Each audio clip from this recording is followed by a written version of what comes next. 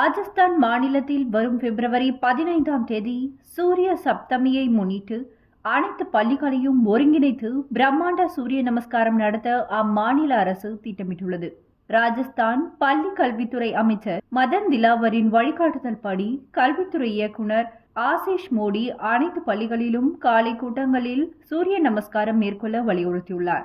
மாநிலத்தின் அனைத்து பள்ளிகளிலும் பிப்ரவரி 15ஆம் தேதி மாணவர்கள் மற்றும் ஆசிரியர்கள் இணைந்து சூரிய நமஸ்காரம் நிகழ்ச்சியை நடத்த வேண்டும். இதன் மூலம் புதிய உலக சாதனை படைக்கவும் இலக்கு நிர்ணயிக்கப்பட்டுள்ளது என்று அவர் தெரிவித்துள்ளார்.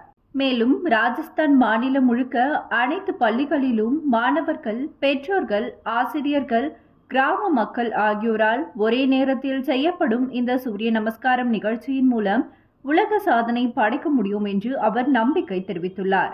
முதலில் ஒரு நாள் நிகழ்வு மட்டும் திட்டமிட்டிருப்பதாகவும் அரசு அனுமதி அளித்தால் உடல் நலனை சீராக்கும் சூரிய நமஸ்காரத்தை ஊக்குவிக்க தொடர்ச்சியான பயிற்சிகள் மேற்கொள்ள உள்ளதாகவும் தெரிவித்தார். முறையான பயிற்றுனர்கள் கொண்டு பள்ளிகளில் சூரிய நமஸ்காரம் செய்யும் முறைகளை கற்பிக்கவும் ஏற்பாடுகள் செய்யப்பட்டுள்ளதாக அவர் குறிப்பிட்டுள்ளார்.